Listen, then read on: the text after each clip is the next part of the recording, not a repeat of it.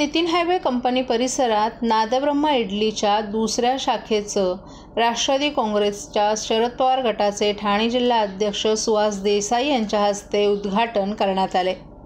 नादब्रह्मा इडलीचे संचालक कृष्णा निडवचे, वकील ज्ञानेश्वर देशमुख, मराठी मालिका अभिनेता शुभम मुरुडकर, संभाजी ब्रिगेडचे अध्यक्ष चंद्रशेखर पवार, कल्पेश बने, मुंबई मराठा संघटनेचे उपाध्यक्ष भूषण खैरनार, संजीवनी हॉस्पिटलचे संचालक पांडुरंग भोसले आदीही यावेळी उपस्थित होते।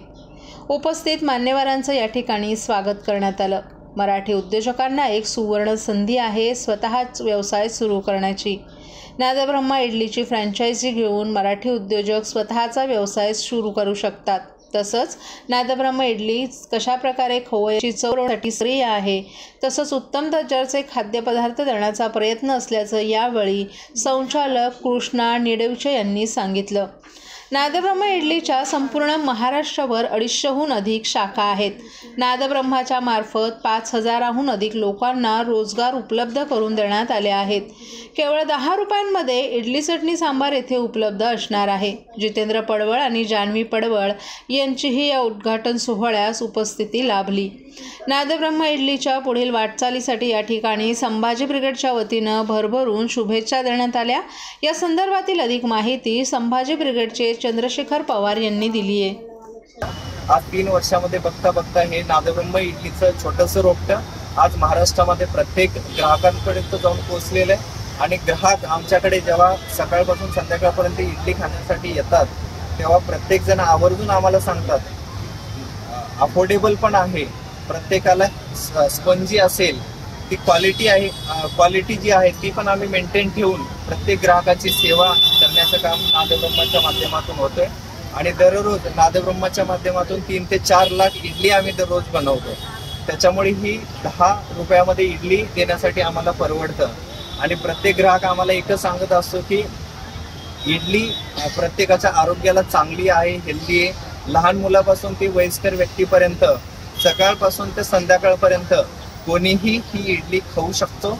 आणि आज ठाणेकरांना एक विनंती असेल, प्रत्येकाने हा नादब्रह्मा इडलीचं 50 पेक्षा जास्त शाखा पूर्ण मुंबईमध्ये आमच्या आहेत, तर प्रत्येक नादब्रह्माच्या तुमच्या आजूबाजूच्या जवळच्या शाखेला जाऊन एक हेल्दी इडली तुम्ही खाऊ शकता, तुमचं आरोग्यही उत्तम तुम्ही ठेवू शकता।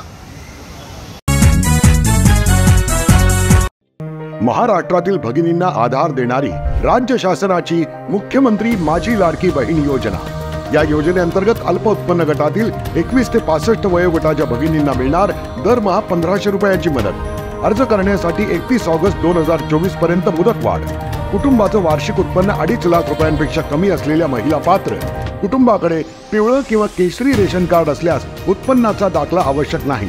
पांढरं रेशन कार्ड असेल किंवा रेशन कार्ड नसेल तर कुटुंबाचं वार्षिक उत्पन्न 2.5 लाखांपेक्षा कमी असल्याचा दाखला आवश्यक। योजनेसाठीचा ऑनलाईन अर्ज नारी शक्ती दूत ॲपवरून किंवा पोर्टलवर भरता येईल। ज्या भगिनींना ऑनलाईन अर्ज भरता येत नसेल त्यांच्यासाठी अंगणवाडी, ग्रामपंचायत, वॉर्ड ऑफिस, सेतू सुविधा केंद्रामध्ये किंवा आशाताई बचत गटाच्या CRP यांची मदत उपलब्ध। आता आपल्याला अभिमानाने म्हणता येईल, सुखी आणि सुरक्षित आहे माझी लाडकी बहीण।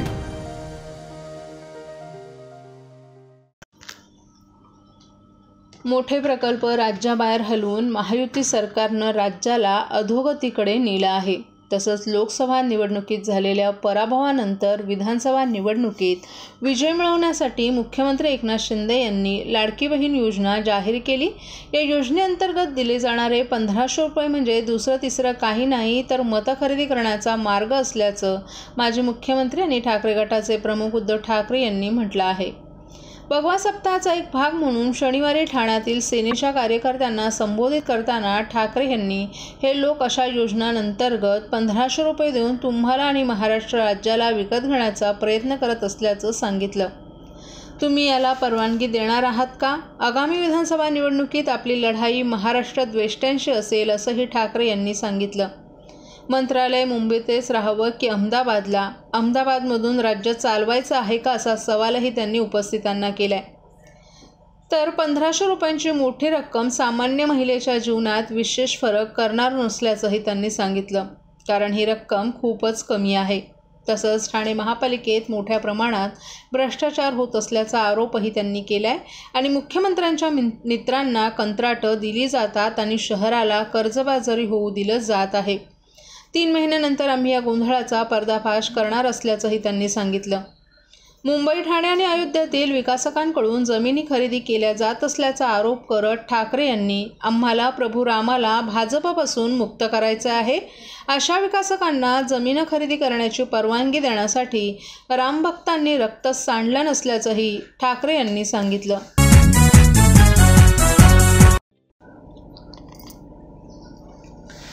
विरोधी पक्षनेत्याच्या जीवाला धोका निर्माण केला जात असेल तर महाराष्ट्रात किती अराजकता माजली आहे हे लक्षात येतंय, अशी टीका राष्ट्रवादी काँग्रेस शरद पवार गटाचे आमदार जितेंद्र आव्हाड यांनी काल ठाण्यात बोलताना केली आहे. ठाण्याचे पोलीस कोणत्या मानसिकतेत आहे हे समजू शकतो, मात्र आपण त्यांना दोष देत नाही, परंतु अधिकाऱ्यांनी तरी कणा असल्यासारखं वागावं असं आव्हाड यांनी सांगितलं. उद्धव सेनेचे पक्षप्रमुख उद्धव ठाकरे यांच्या मोटारीवर शनिवारी ठाण्यात मनसेच्या 30 ते 35 जणांनी हल्ला केला. त्यावरून आव्हाड यांनी सत्ताधाऱ्यांवर टीका केली आहे. आव्हाड यांनी ठाकरे यांच्या मोटारीवर एक जण जवळून काहीतरी फेकत असल्याचा व्हिडिओ पोस्ट केलाय. त्यासोबत त्यांनी पोलीस अधिकाऱ्यांच्या कणाहीन हालचाली पाहता पोलिसांचं किती खच्चीकरण केलं जात असेल अशी टिप्पणीही केली आहे. आपला अधिकारीच इतका झुकतो तर आपण का ताठ राहावं अशी पोलीस दलाची मानसिकता झाली आहे. परंतु अशानं महाराष्ट्राची मान मात्र खाली जाते. ज्या पोलीस खात्याचं जगभर कौतुक केलं जायचं त्याच्यावर आता ही नामुष्की ओढवली आहे. जे घडलं ते महाराष्ट्राच्या परंपरेला शोभणारं नाही अशी खंतही त्यांनी व्यक्त केली आहे. तुम्ही काहीही बोललात, कोणाचीही टिंगलटावळी केली तरी सगळ्यांनी ऐकून घ्यायचं, परंतु तुम्हाला कोणी काय बोललं की तुम्ही गाड्या फोडणार, सभा उधळून लावण्याची धमकी देणार, माझ्याशी गाठ आहे अशी भाषा वापरणार. परंतु सत्तेचा अमरपट्टा कोणीच घेऊन जन्माला आलं नाही असा टोलाही आव्हाड यांनी राज ठाकरे यांना लगावलाय. दादा किती जातीयवादी आहे ना, मी जवळनं बघितले. जवळनं का बॅलन्स फायनान्शियल बजेटमध्ये, बजेटरी कटमध्ये कायम SC, ST, OBC या जातीच्याच तरतुदींना कटका लावला जायचा. हे बाहेरनं समजत नाही, हे आतमध्ये असलेल्या कॅबिनेटमध्ये असलेल्या माणसाला बरोबर समजतं की पैसे कुठे वळवायचे. इरिगेशनला तुम्ही शेड्यूल कास्टचे, शेड्यूल ट्राईबचे, OBCचे त्यांच्यासाठी ठेवलेले पैसे वळवता, तुम्ही जातीवादी नाही. कुठल्या सामाजिक कामासाठी वळवले तर समजू शकतो.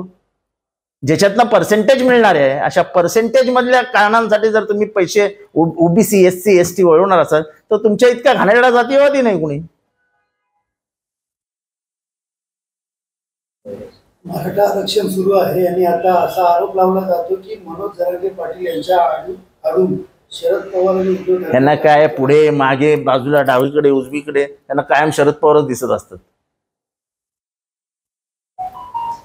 एवढ्यामध्ये इन्साइड बैठक झालेली आहे, त्याच्यामध्ये अजितदादांनी असं सांगितलं की शरद पवारांनी बोलू नये मोदींनी, मात्र मागे देखील भटकती आत्मा हे बोलल्यामुळे कुठे फटका बसला.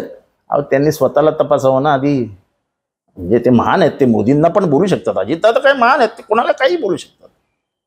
पण जेव्हा तुम्ही तुमचं भाषण केलं होतं बारामतीत, मला माहित नाही या माणसाचं शेवटचं भाषण कधी होणार आहे, तेव्हा ते काय चांगलं होतं. ते मीच बोललेलो की जगातला पहिला पुतळा जो काकाच्या मृत्यूची प्रार्थना करतोय आणि वाट बघतोय.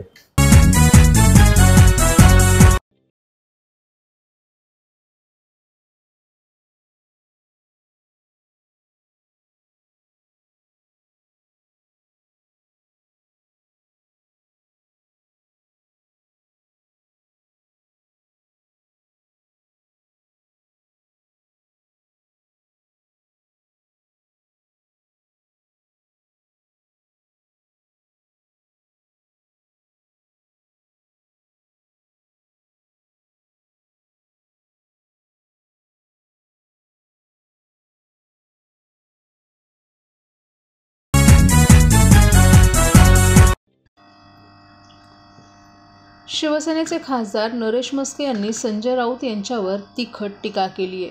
मस्के यांनी संजय राऊत यांना डबल ढोलकी म्हणत वक्फ बोर्ड सुधारणा विधेयकावर त्यांची भूमिका स्पष्ट करण्याची मागणी केली आहे.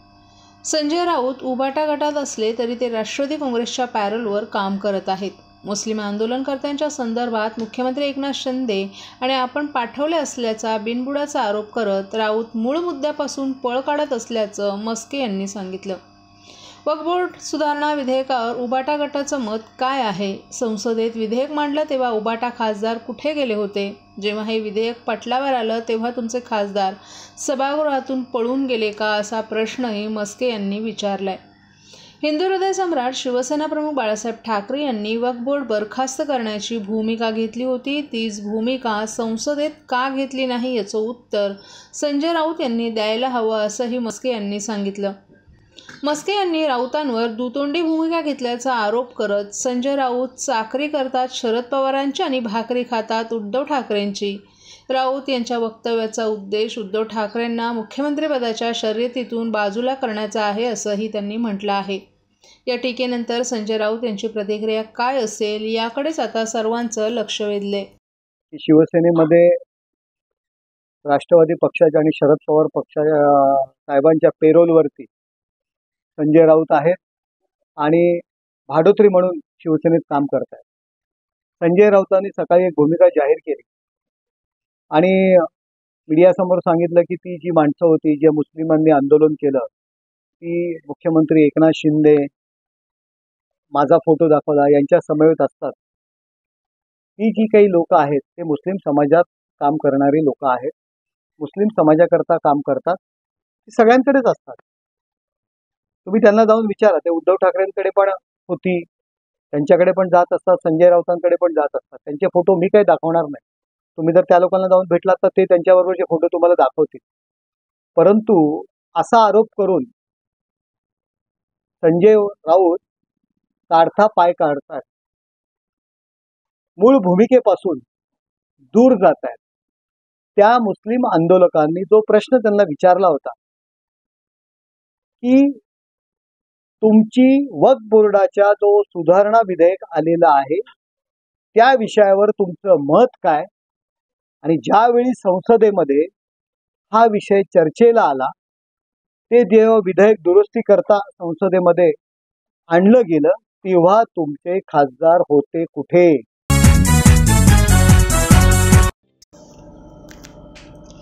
घोडबंदर येथील कासरडोली भागात मेट्रो मार्गिकेवर तुळई बसवण्याचं काम हाती घेण्यात येणार आहे. या कामासाठी घोडबंदर मार्गावर वाहतूक दल पोलिसांनी लागू केले असून यानुसार 11 ऑगस्ट ते 1 सप्टेंबर या कालावधीत रात्री 12 ते पहाटे 4 या वेळेत अवजड वाहनांना घोडबंदर मार्गावर प्रवेशबंदी असणार आहे. ही वाहतूक पर्यायी मार्गानं वळवण्यात आली आहे. घोडबंदर मार्गावरून मोठ्या प्रमाणात अवजड वाहनांची वाहतूक सुरू असते. या मार्गावर मेट्रो मार्गिका 4चं काम सुरू आहे. या कामामुळे घोडबंदर गायमुख घाटात वाहतूक कोंडी होत असते. या मेट्रो मार्गिका 4चं नागलाबंदर सिग्नल ते इंडियन ऑइल पेट्रोल पंपादरम्यान आय आणि यू आकारातील तुळई टाकण्याचं काम हाती घेण्यात आले. या कामामुळे कोणताही अपघात घडू नये यासाठी वाहतूक पोलिसांनी घोडबंदर मार्गावर वाहतुकीचे बदल लागू केलेत. या कामादरम्यान घोडबंदरकडे जाणाऱ्या सर्व जड अवजड वाहनांना पिलर क्रमांक 85 जवळ प्रवेशबंदी असणार आहे. ही वाहनं ठाणे वजन काटाजवळून सेवा रस्ता मार्गे पुढे इंडियन ऑइल पंपासमोर मुख्य रस्त्यानं इच्छितस्थळी जातील. हे वाहतूक बदल 11 ऑगस्ट ते 1 सप्टेंबर या कालावधीत रात्री 12 ते पहाटे 4 वाजेपर्यंत लागू राहतील, अशी माहिती वाहतूक विभागाकडून देण्यात आली.